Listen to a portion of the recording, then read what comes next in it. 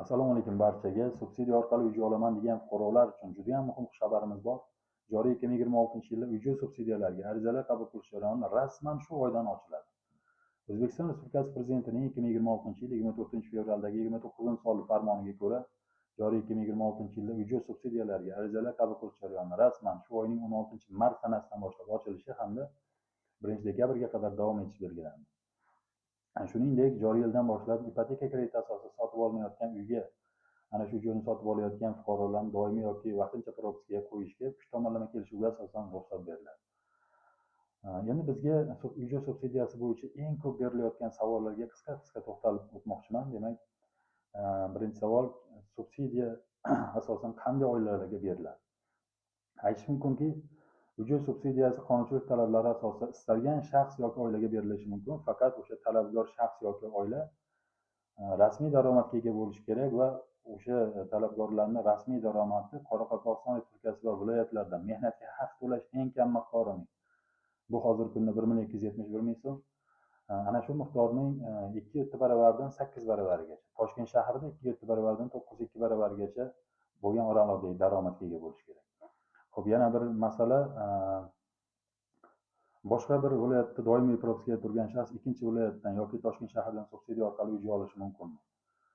Bu masalaga javob sifatida yo'q. Subsidiya asosan ana shu hudud doirasida ajratiladi. Masalan, siz bir viloyatda qaysidir tumanda doimiy propiskaga tursangiz, boshqa tumandan yoki boshqa shahardan, o'sha viloyat markazidan subsidiya orqali uy olishingiz mumkin, lekin ikkinchi viloyatga o'tib yoki Toshkent shahriga borib aynan subsidiya orqali uy ololmaysiz. Xo'p, yana bir masala, kredit tarixi yaxshi bo'lmagan shaxs, ya'ni xalq tilida chorniga tushib qolgan, kredit bo'yicha chorniy spiskada turgan shaxs ham subsidiya orqali uy olishi mumkinmi?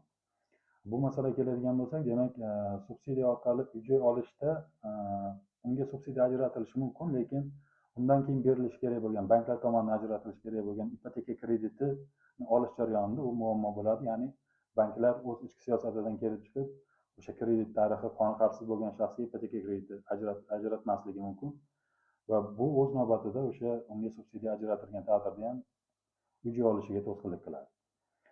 Endi yana bir muhim ma'lumot, biz bundan oldingi videolarimda men aytib o'tgan edim, mana shu 2026-yildan boshlab ipoteka kreditlarining maksimal miqdori oshirilishi haqida.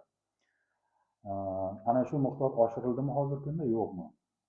Demak, mana shu prezidentning yuqoridagi 29-sonli farmonida mana shu ipoteka kreditlarining maksimal miqdori ham oshirilishi nazarda tutilgan, oshirildi. Ya'ni bu Qoraqalpog'iston Respublikasi va viloyatlarda 380 million so'mgacha, Toshkent shahrida 480 million so'mgacha oshirildi.